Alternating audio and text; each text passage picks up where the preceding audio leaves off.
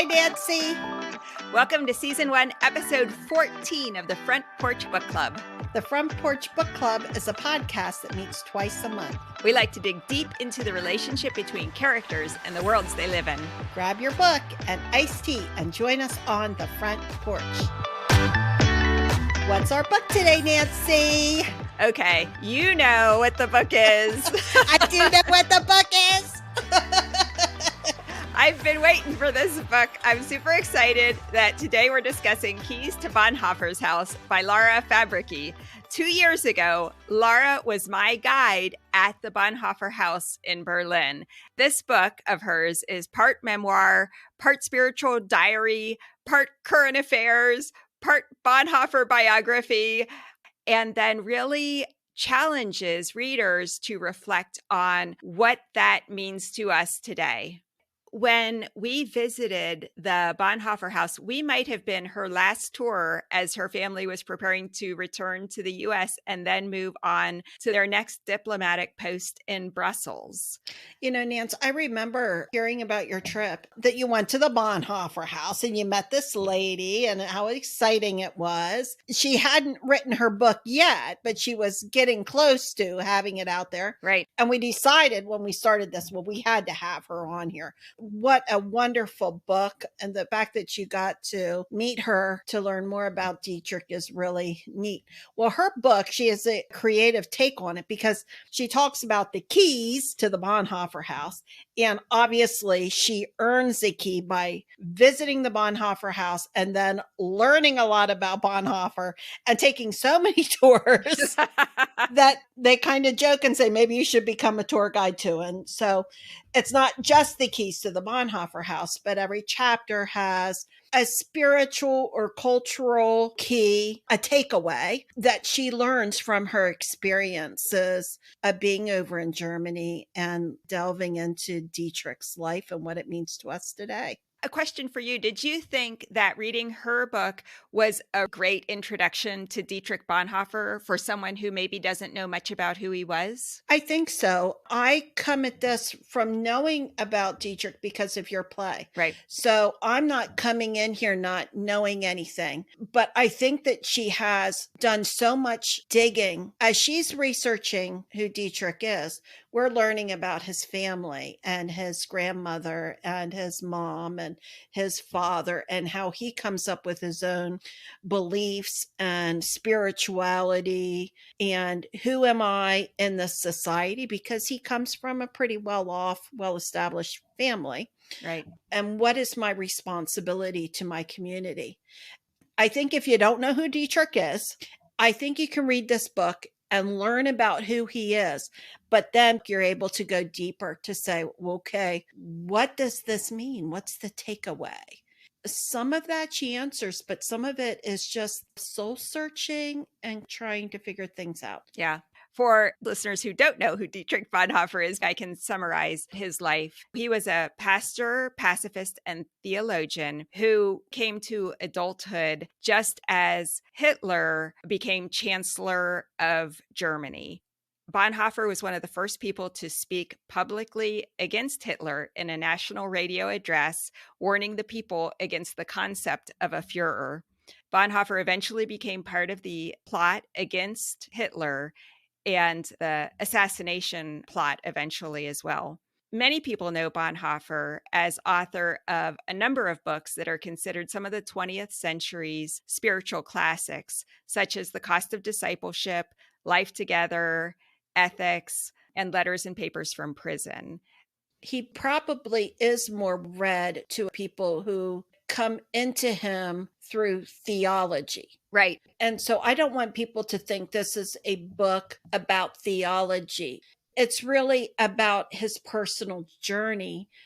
Now, Nancy, you wrote a play about him, and it's going to be produced in Lincoln, Nebraska in March. Yes. Have my tickets. We'll be there opening night. What I know about Dietrich is through you and Laura now. And the more I read about him, the more interesting he is. He has just a really interesting story. Yeah, I think what is so interesting about him is that his life was so complicated. He's not like a cardboard hero. The more you get into his thought and his life, rather than just feeling like, well, of course he did the right thing, you realize the true decisions that he had to face that were so difficult and appeared to be counter to the decisions that so many people were taking at that time. He thought deeply about who he was and what he should be doing and chose the harder way and the narrower path so many times. And that's, I think, a real inspiration. It is. We can look at it to think that this was an easy choice. Really? No, it's not an easy choice. Few people chose that. Yeah. Because to stand up against the government meant that not only is it affecting your life, but you look around your house, they can take you all out. Yeah. And so that's a lot of responsibility. I appreciate the struggle, the soul searching he has to do. I can speak for myself. I wrestle and I contemplate. We live in a gray zone more than a black and white. Yeah. So it's kind of hard to grapple with some bigger issues. She starts her book with a quote by Bonhoeffer. She writes, and he states, "Most people have forgotten nowadays what a house can mean, though some of us have come to realize it as never before. It is a kingdom of its own, in the midst of the world, a stronghold amid life's storms and stress, a refuge and a sanctuary." It's beautiful, isn't it? Yeah. I know that that's not true for everyone, that not everyone has a home that they can beautifully say in those words.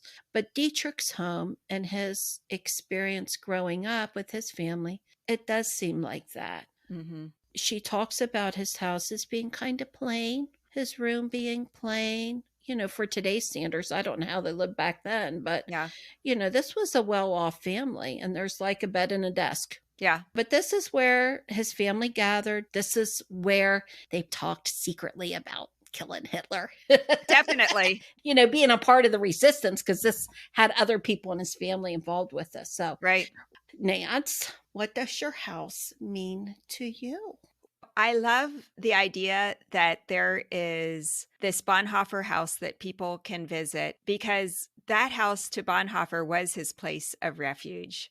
And I think of that way of my house, actually. My house really is a place of refuge for me. So I feel very fortunate. You're right. Not everyone feels that way. It's where I am with some of the people I love most in the world. It's where I do the things I love to do. It's a place of great memories. Superficially, I get to landscape my yard and decorate it to reflect. That's the way. But I do love my house, and not just in a way that, oh, I own this house, but mostly I think for what it does represent for me. And we, of course, moved a lot growing up. You know, we had lots of different houses, went to lots of different schools. And so now this house for me feels like such a luxury. I've lived here much longer than I've lived anywhere else in my whole life. I can paint the rooms. I can make improvements to it. I can do whatever I want. It really does feel like a refuge to me. How about you? You know, Nance, when we were growing up, those houses weren't ours. Right. And so I really took away from that is that the house wasn't that special. Yeah. I don't think like we could put holes in the walls and that kind of thing, because those weren't our houses. That was church property. So we couldn't really personalize it very much. Mm-hmm. The home seemed to be, to me, more the family unit. These are the people that are a part of my family. Yeah. I have to say, even as an adult, now having lived in this home for maybe 15, 16 years, you know, I can put holes in the walls and I can paint them and do whatever I want to do. But there still is a disconnect with me in my home, I think, in some ways. Interesting. And you have a little surprised look on your face, but there is. I don't know that I'm attached to the house that much. Yes, it does have memories in it, but I don't really feel that attached to the house per se. Like I feel like I could walk away. I don't spend any time in my yard pulling anything, Nance. I come in the driveway and I enter the door. I live here. I plop myself on the couch. I eat the food that's in the fridge.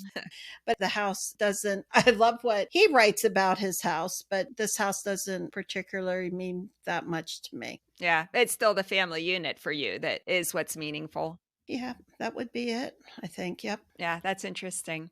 I think Laura is pretty clear throughout her book that the house is not really meant to idealize or idolize Bonhoeffer. When she was given a book that cataloged the house, it included the following instruction: "We hope visitors will not place Dietrich Bonhoeffer on a pedestal of holiness. When you visit the house, honor him, but also relate to the claims he and his theology make upon us today.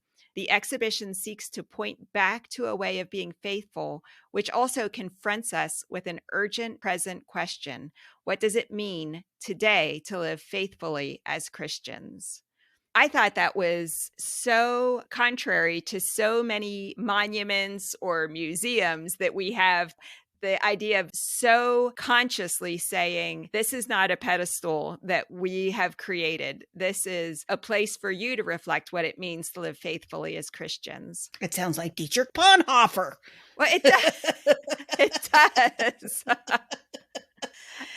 Yeah, he points to the cross and not himself. He's willing to sacrifice his own legacy for a higher calling. Yeah, and I think that people say, is this a Bonhoeffer moment? What would Bonhoeffer do? But given all the reading that I've done on him, his life is not what would I do, but what are you called to do? And for him, it was constantly seeking Christ as the example. Mm. So what is the most Christ-like thing that I can be doing in this moment?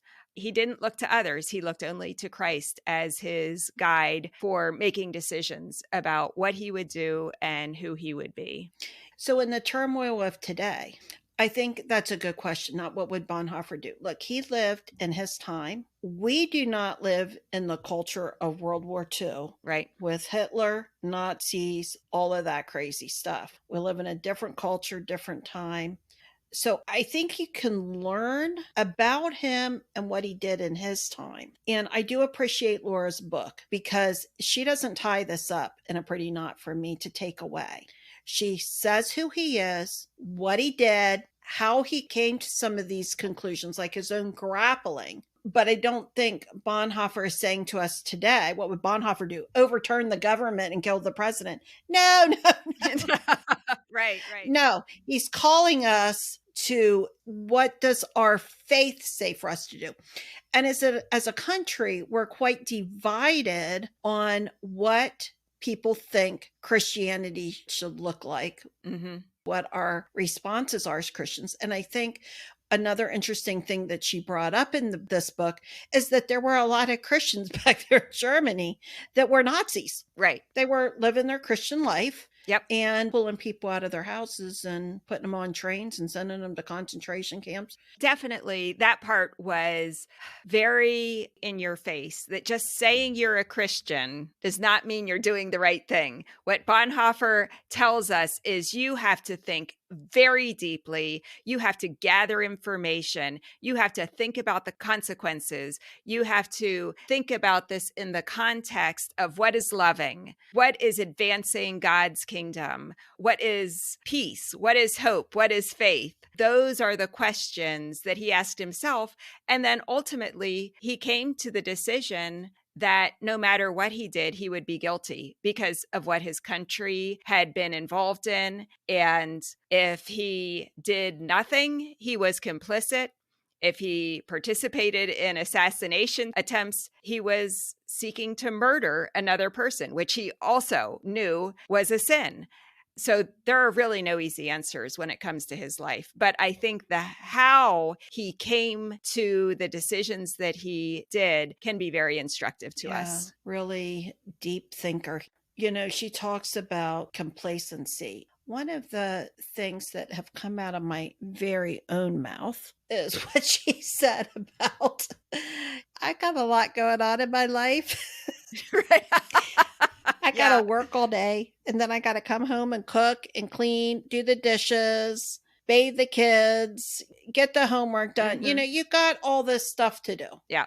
And I often feel that way and I think that way. However, because of the way we were raised and just my own personal bent, I see myself in Bonhoeffer in that he tries to speak his mind in a way that he's able to go against the flow. Yeah, definitely. I want to be that person. I want to stand up for what's right. I want to do the right thing. I like to think of myself being that way, but sometimes I do know that I cower. Mm-hmm. So for me, I am inspired Yeah. with that part of who he is. I'm going to grapple with this. I'm going to wrestle with this. I'm going to pray until I'm sweaty and hot and pray some more. But when I feel convicted, now I'm convicted, I am going to do this. Yeah. Then he does it. He really does what he thinks God wants him to do. Mm-hmm. Yeah. And he is so led by also what is just and fair. And that, I think, is a real inspiration too. He spent time in Harlem and he talked about that experience of people who suffer. And he felt very strongly that the church must come to the aid of people who are suffering, people who have been placed at the bottom of society, and that the church isn't the church unless it's helping those people. What an interesting part of his life is that when he came to the United States, that resonated with him when he went to Harlem. Yeah. And he loved their worship. He loved their heart for God. He connected with them spiritually.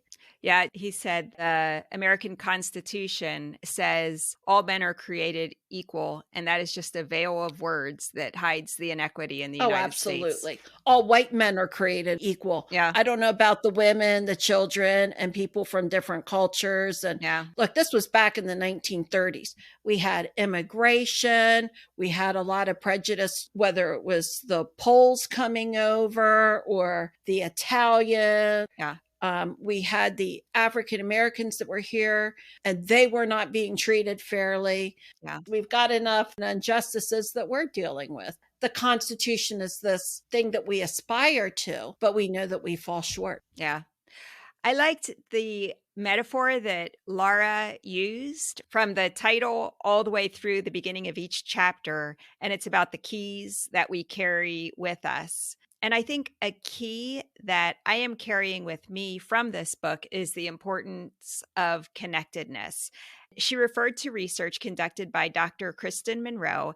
Dr. Monroe studied what differentiated people who undertook courageous moral action like Bonhoeffer and those who didn't. And she found that the determining factor was not that the people understood right from wrong or anything like that, but the people who take action are people who see themselves as interconnected and therefore obligated to help others. And it's that sense of belonging that overrides any affiliation with, well, this is what everyone else is doing.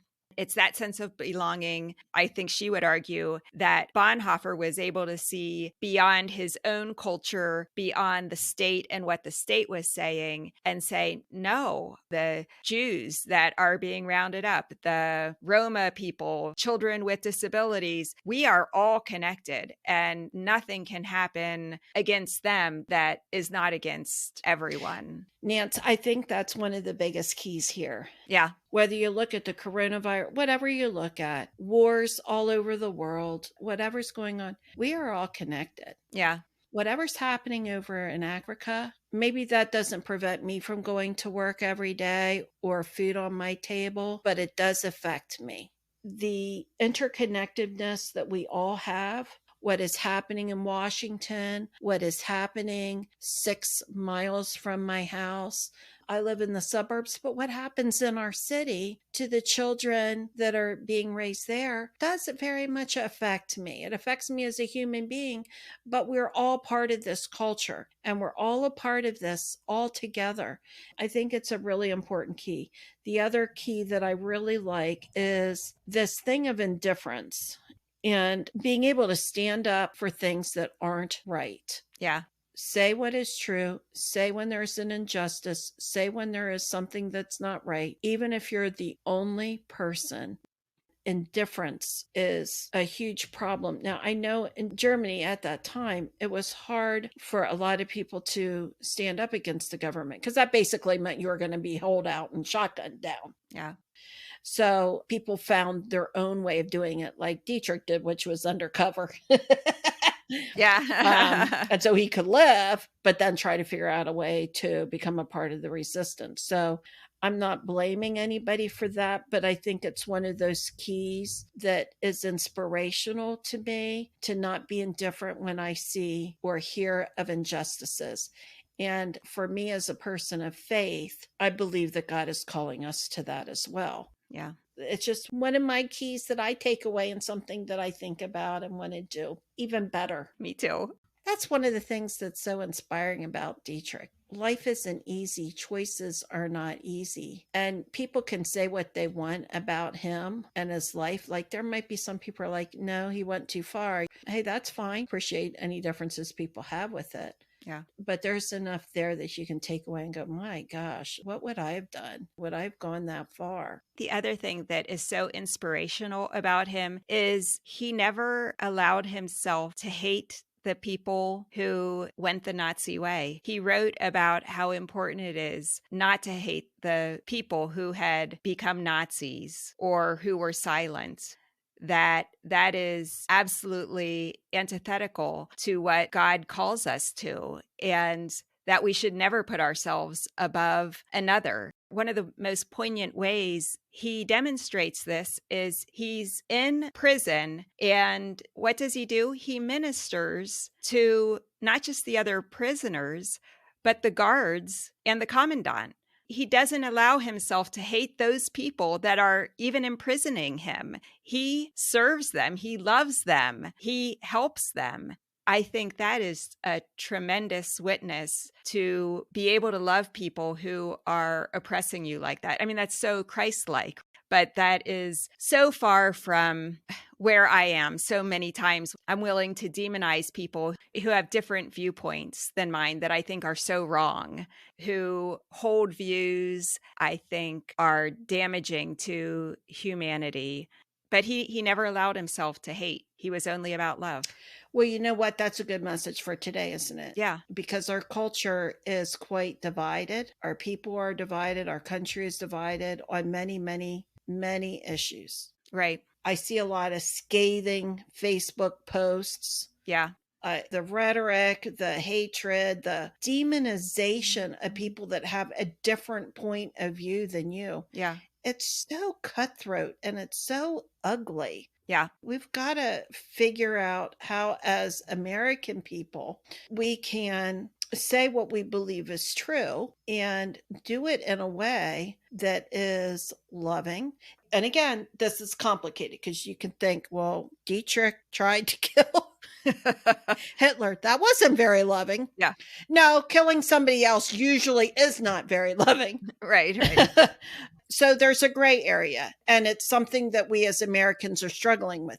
Yes, I have a right to go down to Washington and protest. Absolutely. Everybody does, right? This is America. Yep. We hold that truth Yep. to the core. We are happy to tell everyone every day, every hour, every minute how we feel about everything under the sun. That is our right, and we hold it dearly. Whether we're annoying or not, this is what we're allowed to do as Americans. Right. So most of us are pretty good about that. But what do you do with this message of Dietrich? It's like the people that say, the more you know, the more you realize you don't know. And that's what Dietrich is to me. You can go so deep on this stuff that you end up just twirling your head around and you walk away just confused. But he's a good man to ponder, good guy to think about what he is grappling with all those years ago. There's still so many commonalities that you can take for today, and you can sit and you can ponder and you can wrestle. That ultimately is why I felt like I needed to write a play about him, because the more I read about him, the more of a conundrum he became for me. Here was a pacifist, but wait a second, he was involved in the plot to assassinate Hitler. Here's a theologian who's talking about religionless Christianity. Here is an extremely intellectual single man who falls in love with a woman about half his age. Yeah, come on now. I mean, there are just so many interesting aspects to his life that it's hard to put together. And that's why I wrote the play, because I wanted to figure out how all of these aspects of him came together to make him who he was. And that's what I am attempting to do with the play. Okay, so Nancy, when did you start writing this play? Almost 6 years ago. Okay, so you were writing this play before Laura went to Germany. Oh, yes. I had finished the first draft of the play and maybe even a couple revisions of the play by the time I visited the Bonhoeffer House. Okay. And I visited in 2019. Okay. I think there's just a lot to say, and I think we have a lot to talk to Laura about. Yes. I bet she can kind of help us come to terms with some of these questions and ponderings we have. I know I could talk for hours about Bonhoeffer. I think he's such an interesting person, and he had such high standards for what it means to be a person of faith. He did not give people the opportunity to just avoid tough questions. For him, if you're a Christian, if you believe in who Christ is, then Christ calls you to a very high standard. But then, of course, thankfully, he also understood the power of grace and forgiveness, and that we would all fall short. There's no perfection to be found, but we should be working as hard as we can to really live a life worthy of the gospel. Well said. Okay, well, we got a lot on our plate to think about, don't we? We do. It's a journey. That was Bonhoeffer. You start with his life. He ended up a very different person than where he started. And we're all evolving. We're all developing. Certainly the things that I thought about, I don't even know if you remember this, Nancy, but I started out as a pacifist. Do you remember that? When you say started out, how old were you? Old enough to know like what pacifism was, like 16. Okay. Well, are you still a pacifist? Well, that's a hard question because I am not, and mostly because of World War II. But I see my own arc in this. Mm-hmm. Because when we moved to York and we were surrounded by like Mennonites and Amish community, which were definitely more pacifist, I'm like, yeah, I kind of found my people here. These are people that kind of have the same worldview as I do. Yeah. But the more I learned about like World War II, and I thought, maybe there are times not to be a pacifist. So I've changed my views on lots of things over the years. And we're all growing and developing and trying to grapple with these big issues. Yeah. And wouldn't it be tragic to never change your point of view on things, to have the same point of view as an adult that you had when you were 10 or 12 or even 16? We all need to reconsider our beliefs, question ourselves, and continually check them against what we understand to be true. Yeah, it's good to do that. Yeah. Good to check in. Yeah. Okay, we've got lots to talk to Laura about. We can't wait to get her on our front porch to pick her brain about some of these things. Absolutely. Listeners can get in touch with us by going to our website at frontporchbookclub.com. Our episodes come out twice a month, the first and third Wednesdays of every month. If you like the show, please be sure to leave a review. All right. Well, this is fun, Lenny. Always great to see you, Nance. Great to see you, too. All right. Take care. You too. Bye-bye. Bye.